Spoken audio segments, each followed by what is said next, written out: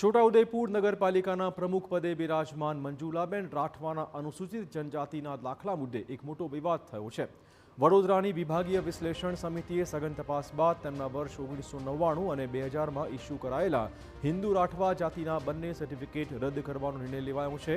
તપાસ દરમિયાન તેઓ મૂળ હિન્દુ કોળી અથવા હિન્દુ ઢેબરિયા કોળી જાતિના હોવાનું સામે આવ્યું છે, જે એસટી કેટેગરીમાં આવતા નથી।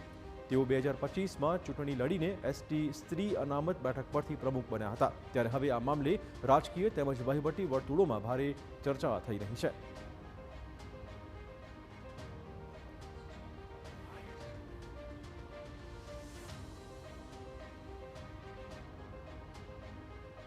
આ મામલે અરજદારનું કહેવું છે કે લાંબી લડાઈ બાદ ન્યાય મળ્યો છે। છોટાઉદેપુર નગરપાલિકાના પ્રમુખે તેમના પદ પર તાત્કાલિક રાજીનામું ધરવું જોઈએ।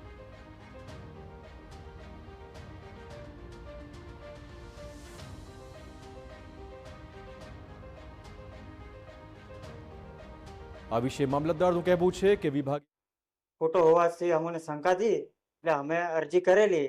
જે અરજી કરી એ અરજીનો અમને કે ન્યાય મળ્યો છે અને દાખલો રદ કરવામાં આવ્યો છે। આદિવાસીની જે નામ પર એ ખોટી રીતે દાખલો બનાવીને જીત હાસિલ કરી છે, તો એમને રાજીનામું આલવા જોઈએ। કે મંજુલાબેન કિશનભાઈ કોળી કે જેઓ પોતે બે દાખલા ધરાવે છે, એક એમના પિતાના નામનો અને એક એમના પતિના નામનો, જેથી એ વાત સ્પષ્ટ થાય છે કે તેઓ બે દાખલા રાખી અને અલગ અલગ જગ્યાએ અલગ અલગ લાભો લઈ અને આ દાખલાનો ખોટી રીતના અને ગેરઉપયોગ કરેલ છે। બંને જાતિ પ્રમાણપત્ર છે જે 1999 અને 2000માં ઇસ્યુ થયેલા છે, એ બંને પ્રમાણપત્રો આપણે એમની પાસેથી લઈ અને રદ અને જપ્ત કરેલાનો સિક્કો મારવા કીધો છે આપણને, અને કલમ 11 અને 12 હેઠળ એની કાર્યવાહી કરી અને કરેલ કાર્યવાહીની નોંધ આપણને ત્યાં આગળ મોકલી આપવા માટે જણાવવામાં આવેલ છે।